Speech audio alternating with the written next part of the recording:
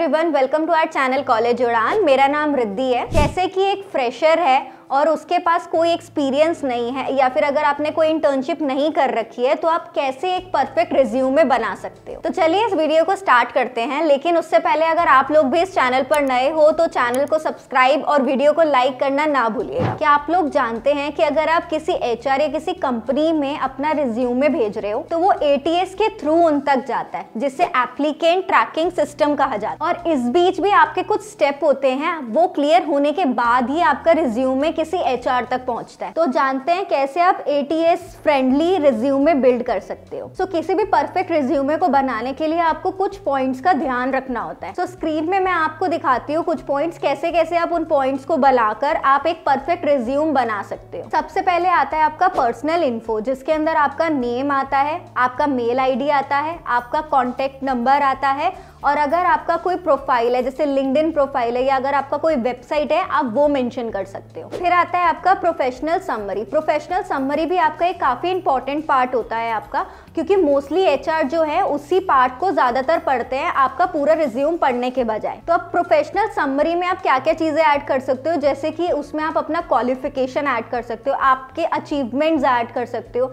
इसके अलावा आप किस प्रोफाइल में जाना चाहते हो उस प्रोफाइल के बारे में लिख सकते हो। फिर आता है आपका वर्क एक्सपीरियंस। वर्क एक्सपीरियंस में आपके पास अगर आपने कहीं किसी कंपनी वगैरह में काम किया है आप वो ऐड कर सकते हो। लेकिन अगर आपने किसी जगह पर काम नहीं किया या अगर आपके पास कोई भी वर्क एक्सपीरियंस नहीं है तो भी मैं आपको कुछ ऐसी वेबसाइट बताती हूँ जहाँ पर जाकर आप अपनी वर्चुअल इंटर्नशिप्स कर सकते हो। सबसे पहले आता है आपका लिंक्डइन। लिंक्डइन आज की डेट में एक काफ़ी बड़ा प्लेटफॉर्म बन गया है जहाँ पर जाकर आप प्रोफेशनल लोगों के साथ कनेक्ट भी कर सकते हो, और यही प्लेटफॉर्म आपको वर्चुअल इंटर्नशिप भी करवाता है। Naukri.com भी आपको वर्चुअल इंटर्नशिप्स कराता है, वहाँ जाकर भी अपनी वर्चुअल इंटर्नशिप कंप्लीट कर सकते हो।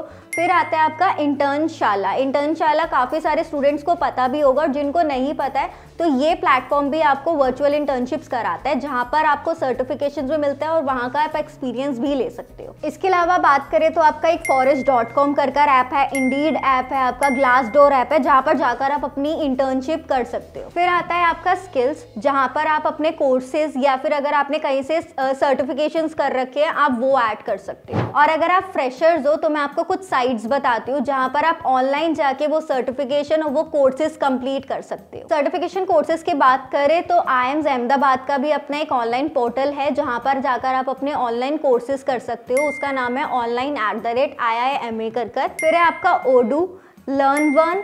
उसके अलावा आपका कोर्सेरा तो काफ़ी सारे स्टूडेंट्स हैं जो यूज़ भी कर रहे हैं। इसके अलावा है आपका fundamental digital marketing by Google. इसके अलावा आपका ISB का भी अपना एक कोर्स है जिसका नाम है आपका बिगनर्स गाइड टू इन्वेस्टिंग। फिर आता है आपका एजुकेशन। यहाँ पर आप अपनी क्वालिफिकेशन ऐड कर सकते हो, जिसमें आप अपने 10th, 12th और ग्रेजुएशन के मार्क्स ऐड कर सकते हो, या इसके अलावा अगर आपने कोई और डिग्री क्लियर कर रखी है आप वो मेंशन कर सकते हो। फिर आता है आपका अचीवमेंट्स वाले पॉइंट्स भी आप अपने ज़रूर ऐड करना, या अगर आपने 10th, 12th या आपने ग्रेजुएशन तक अगर आपने किसी चीज़ में आप बहुत ज़्यादा अच्छे थे, स्पोर्ट्स हो गया, किसी भी चीज़ में आप बहुत ज़्यादा प्रोफेशनल थे, तो आप वो अचीवमेंट्स भी अपने ज़रूर ऐड करना। एंड में आपके हॉबीज़ हैं। हॉबीज़ में भी आप अपनी चीज़ें मेंशन कर सकते हो, लेकिन वो भी आपका प्रोफेशनल ही होनी चाहिए। अब ज़्यादातर लोग क्या करते हैं, वो अपना सिंगिंग या फिर बुक्स के रिलेटेड, मेरे को बुक्स पढ़ना बहुत अच्छा लगता है या मैं सिंगिंग में अच्छा हूँ, ऐसी चीज़ें ऐड करते हैं। बट अगर आप उसको थोड़ा प्रोफेशनल बनाना चाहते हो तो आप उससे थोड़ा हटकर वो चीज़ें डालना। तो हॉबीज़ में आप अपने, जैसे अगर आपके अंदर कोई टैलेंट है, जैसे कि अगर आप क्रिएटिव हो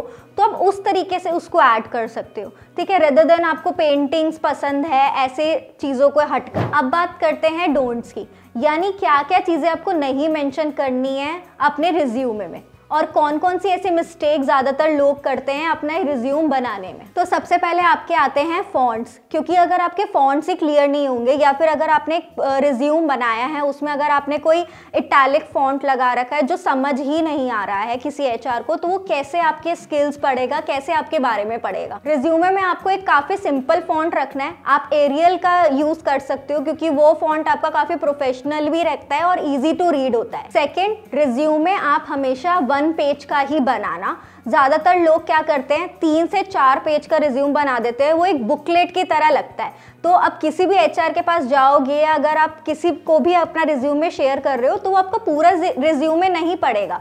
तो आप ज़्यादा से ज़्यादा जितना इजी हो सके अपने रिज्यूमे को बनाना और 1 पेज रिज्यूमे ही रखना उसे। फिर अगर आप अपनी क्वालिफिकेशन, अचीवमेंट्स या कोई कोर्सेज मेंशन कर रहे हो तो आप ज़्यादातर अपने रिज्यूमे में उसको पॉइंट्स में करके बताओ, रेदर देन पूरा पैराग्राफ एक साथ लिखने के बजाय। किसी भी रिज्यूमे में आपका ग्रामर काफ़ी ज़्यादा अच्छा होना चाहिए, यानी अगर आपने ग्रामिकल मिस्टेक्स कर रखी हैं, ठीक है, तो वो चीज़ भी आपका रिज्यूमे प्रोफेशनल नहीं बनाती है। तो जब भी आप अपना रिज्यूमे बनाओ तो उसको आप ज़रूर चेक करो कि उसके अंदर कोई ग्रामेटिकल मिस्टेक तो नहीं हो रखी है। उसके लिए भी आपकी एक ऐप है रिज्यूमे वर्डिट कर जहाँ पर जाकर आप अपना रिज्यूमे अपलोड कर सकते हो और जो भी आपकी वहाँ पे मिस्टेक्स होगी वो आपको बता देगा। इसके अलावा रेगुलरिटी, अब इसके अगर मैं एक्सप्लेन करूँ तो अगर आपने हर बार अगर आप अपना रिज्यूमे बना रहे हो या उसमें कुछ एडिट कर रहे हो तो जो फर्स्ट टाइम आपने चीज़ें यूज़ कर रखी होगी आप वो ही हर बार यूज़ करोगे। जैसे कि अगर एग्जाम्पल के तौर पे अगर आपने एक डेट डाली है, वो डेट डाली है आपने 1 जनवरी 2025 कर तो आप हर टाइम उसी तरीके से वो चीज़ यूज़ करोगे। तो ये थे आपके कुछ पॉइंट्स कि कैसे एक फ्रेशर अपने रिज्यूमे को एक प्रोफेशनल बना सकता है। तो होप सो आपको ये वीडियो अच्छी लगी हो। तो अगर आपको ये वीडियो अच्छी लगी है तो वीडियो को लाइक और चैनल को सब्सक्राइब करना ना भूलिएगा। Thank you for watching.